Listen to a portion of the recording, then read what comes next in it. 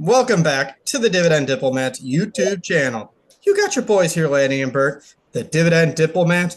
Are we going to talk to you today about the perfect stock for a retiree potentially? Is this stock with a 4.58% dividend yield the best stock for a retiree to own in their portfolio? Smash that subscribe button, guys. Give us a nice thumbs up. This stock not only produces over 4.5% yield, but they've increased that dividend for over 37 years, guys. And they are well over 250 billion in market cap. So who are we talking about today, everybody? Chevron, ticker symbol CVX. We're talking about big oil, big dividends, because they pump out they pump the oil out of the ground and they pump those dividends into your portfolio. They just released earnings. They just announced a big dividend increase, and they've been in the news a lot because of what's going on with tariffs and what's going on with other political issues that have created some noise, some headwinds, but also may have presented, Lanny, the perfect buying opportunities for potential retirees. No, I'll tell you what. Growing passive income with a nice dividend yield is a great combination. Yeah, obviously, like you've said, we want to drill in oil. We want to be the oil king of the world here. And, Chevron based in the United States, we'll have to see what happens there. Obviously, there's all of the tariffs, as Bert just said, going around right now and being confirmed, finalized, and signed. So there's a lot of things going on in the political space that could impact operations, could impact pricing, could impact, from a stock standpoint, revenue and earnings per share. But Bert, they just released earnings.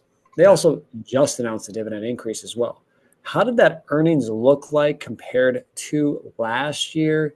And, what are we seeing from some positive signs? And do you see any negative signs? Sure. So earnings were up compared to last year. So this fourth quarter, it was $1.84 per share diluted EPS, of course. Last year, it was $1.22 diluted in the fourth quarter. Revenue increased 10% compared to last year. Interestingly, upstream earnings rose as well. And they had a huge uplift in upstream earnings last year. The theme of what dragged Chevron down in 2023 were some impairments. They wrote off some assets. They had a big one-time expense that dragged those earnings down. So everything comparatively in Q4 is going to look positive because you had a huge one-time expense in the prior year. So better earnings, better revenue, better upstream earnings because of that. Yeah, really nice. Downstream earnings, though, swung to a loss, about 250 million loss from a year earlier's profit of over $1 billion. Yeah, that's downstream, though. We want to focus on upstream. Kidding. It's all about, like, when you're at home and you want to download stuff, you don't care about the upload speed. You only care about the download speed. Again, we're not oil experts here, so we're obviously just reading this from the earnings release. So if people do have a little more insight into the big differences, what you're seeing there, what might be going on in the sector with the upstream, downstream earnings, throw it down there in the comment section. We would love to learn a little bit more about what goes on with big oil.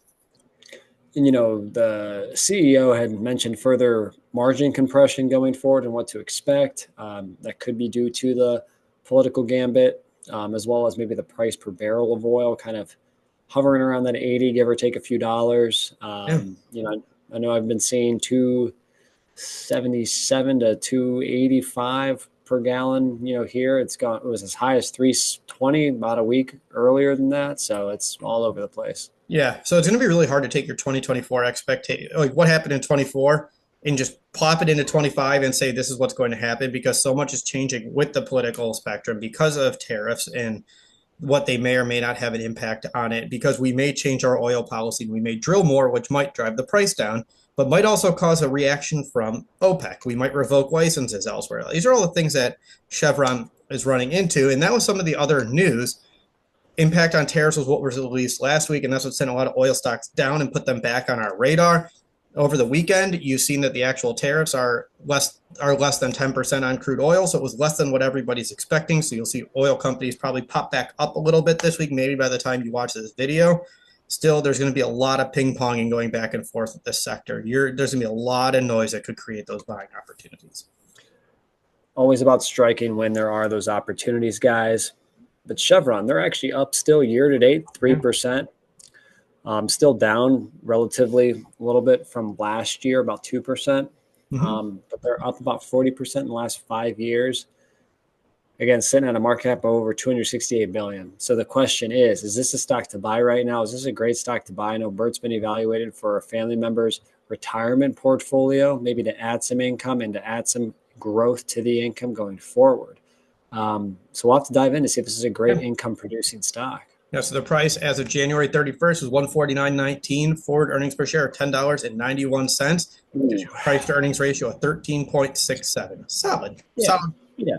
You can't hate on how solid that PE ratio is at about 14 times earnings. Not too expensive, not too cheap for oil. But you know, when we look at the dividend payout ratio, that safety, the dividend for Chevron stock here, it's safe. $6.84 now going forward, spread over 4 quarters. It equates to a dividend payout ratio of just under 63%. Yeah, their 5-year dividend growth rate is 6.49%. They've increased that for 37 years. Interestingly, Lanny, they just announced a 4.9% dividend increase. Just got released. So it's up to $1.17 per quarter now for Chevron. That's just below their 5-year dividend growth rate. So it's not far off. Mid-single digits is where you're going to peg Chevron. Gotcha.